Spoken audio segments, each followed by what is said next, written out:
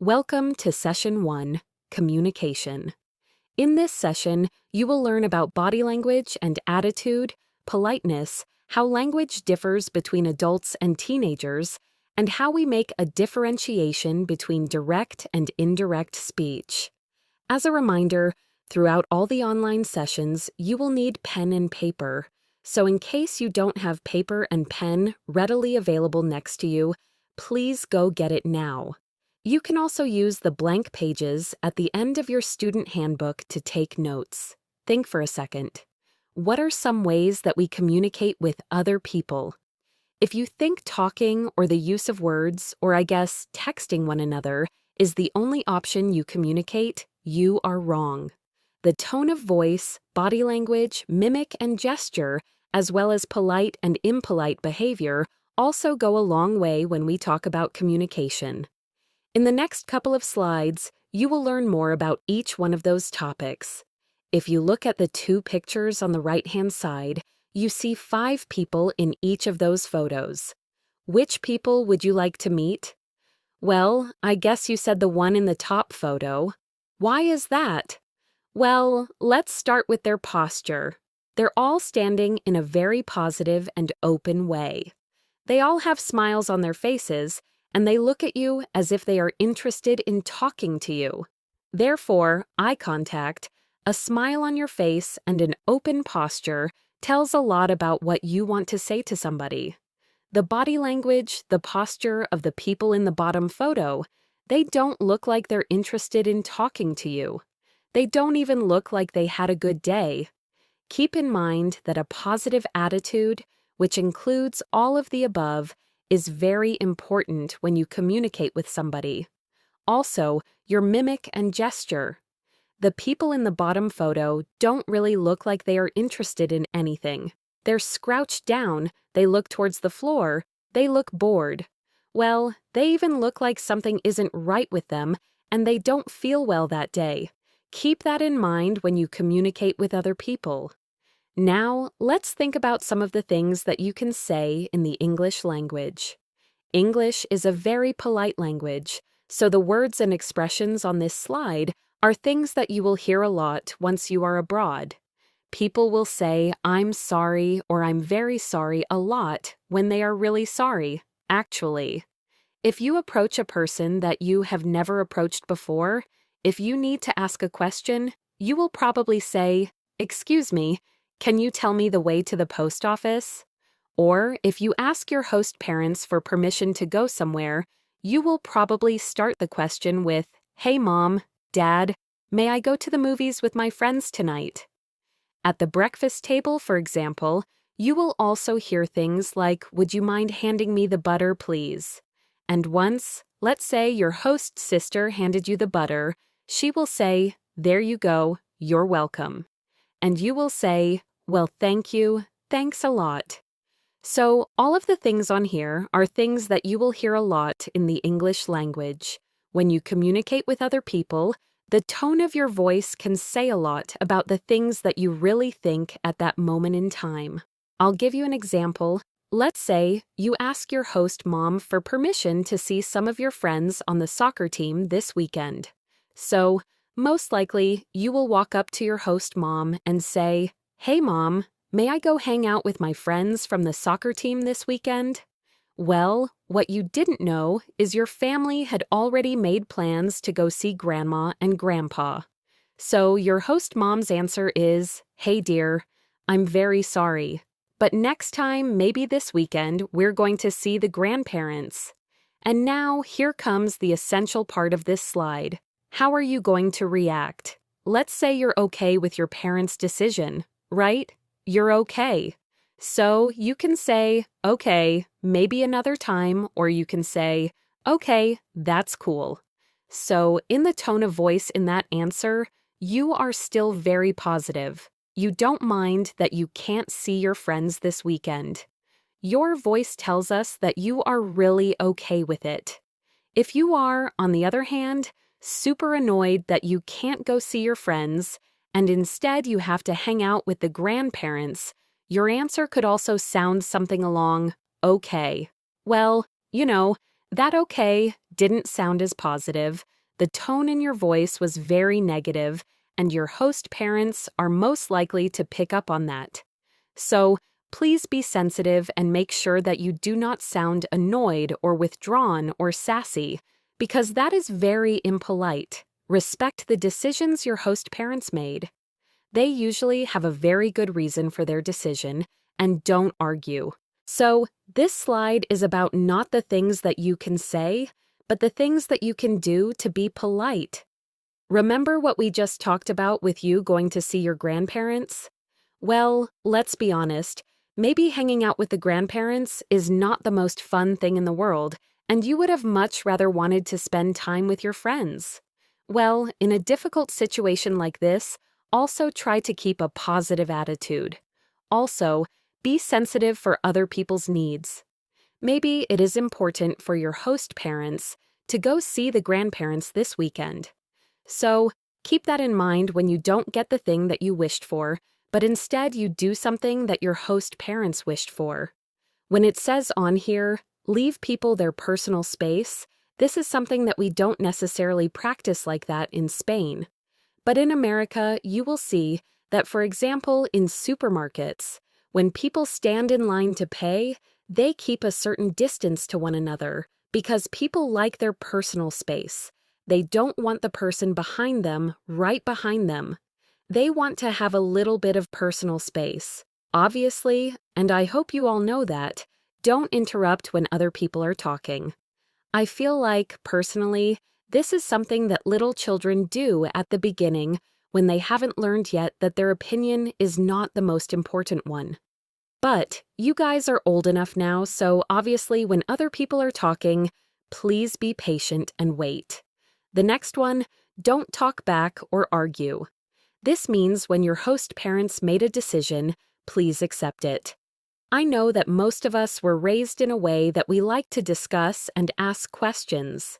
So instead of telling our parents, okay, let's go see the grandparents this weekend. You know, we are more the kind of people that would say, well, but why? And it's so boring to go to the grandparents. I would much rather go see my friends this weekend. This is not fair, etc., etc. This is what we mean when we say, don't talk back or argue. American parents won't like that. So here are some examples of polite behavior. Obviously, when you go into a store or a building, you can hold the doors open for other people. It is very, very common to give compliments. So, for example, even to random strangers, somebody on the bus, somebody that you see, you can say, hey, I really like your shoes. This is very, very common in the American language. Also, you can offer your help. And also, finally, don't cut in line at a store. So, be patient even when the line is long. Those are just some examples, and I'm sure you can come up with even more when you think about it. I know I have spoken a lot about going to America and the American language so far, but everything that we have thus far talked about is true for the American or for the English language, I should say in general.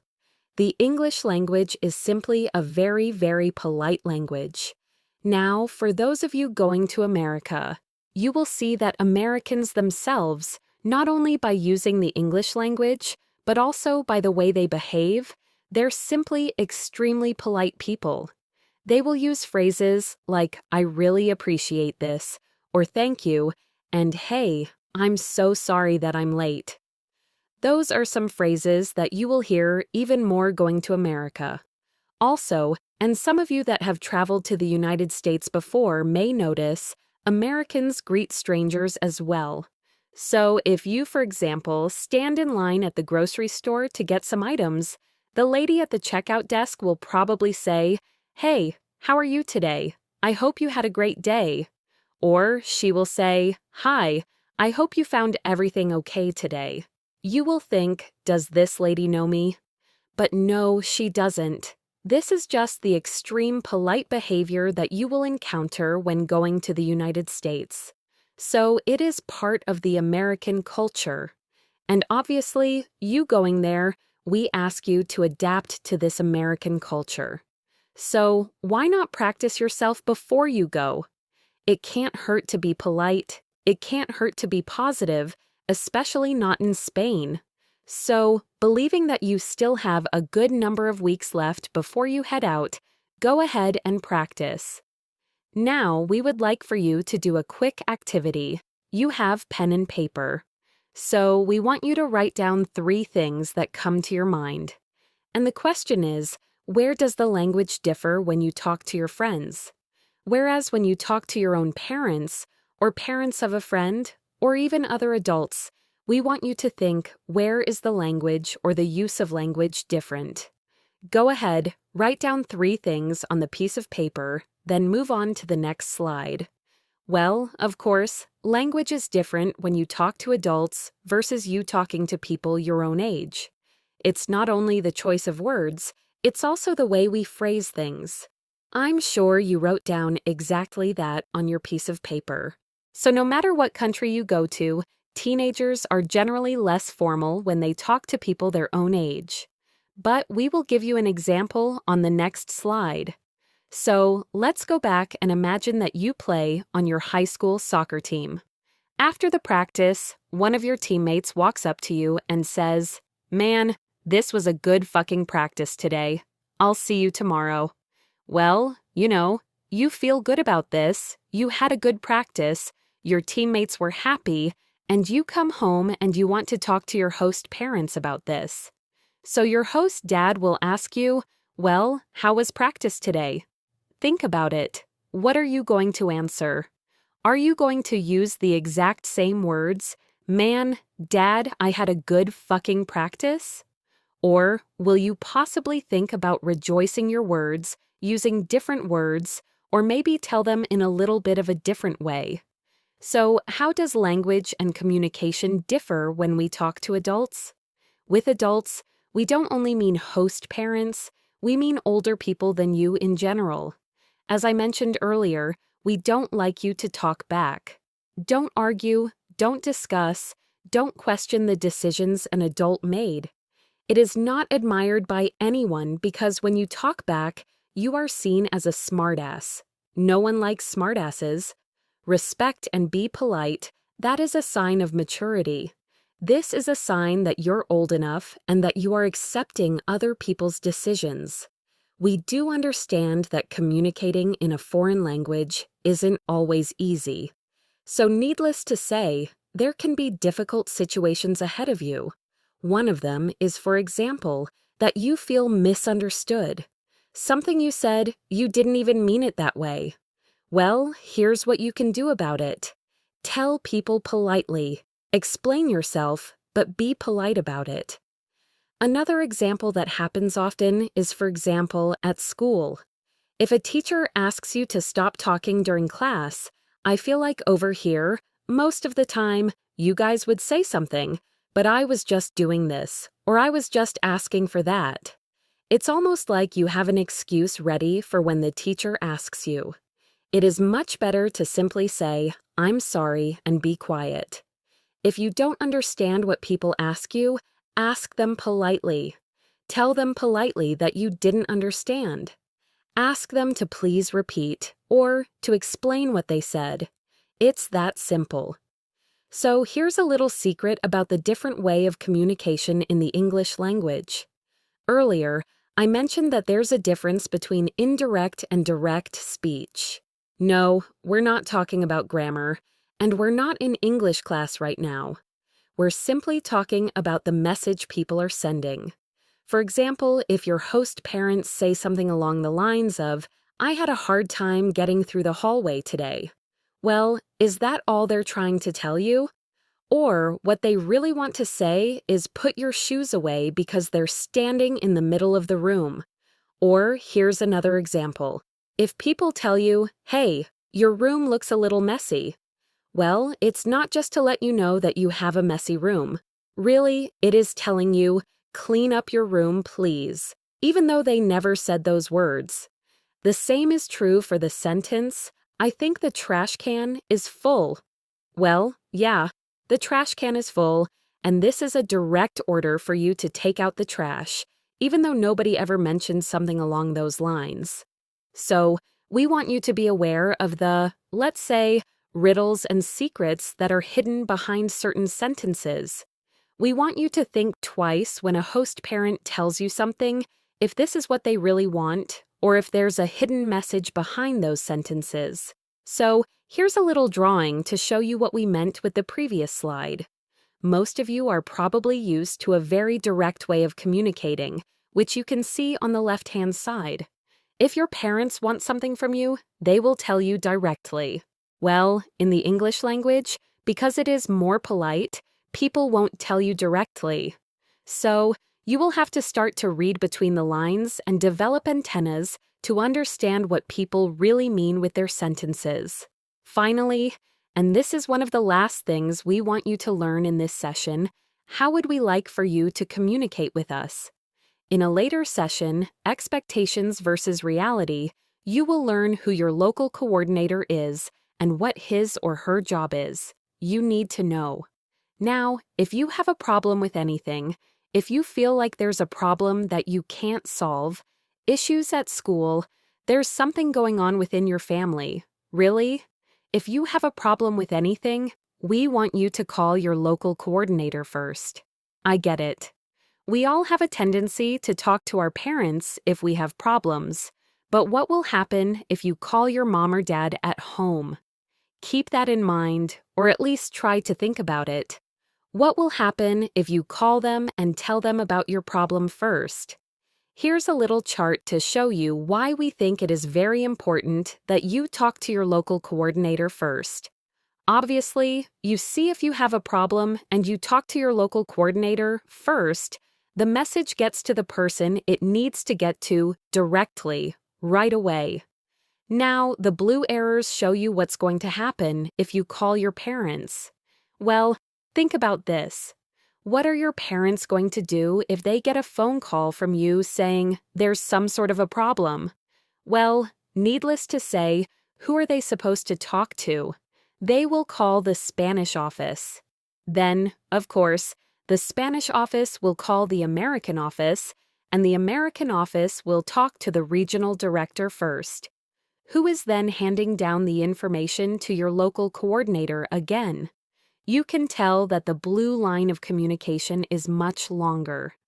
It takes a lot more people to talk with each other, there's a lot more room for translation mistakes, etc., etc., and don't forget there is a time difference.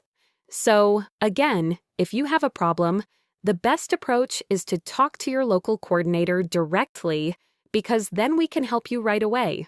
So, let us tell you what happened in the past when students decided to talk to their parents first instead of their local coordinator. Well, and we're not saying that this is true for you, but some students have the tendency to only tell half of the story. Needless to say, your parents are sad, they're disappointed, and they call the Spanish office. You know, after all communication is through, and usually at the end, the real story comes out, the whole story comes out, your parents are even more disappointed.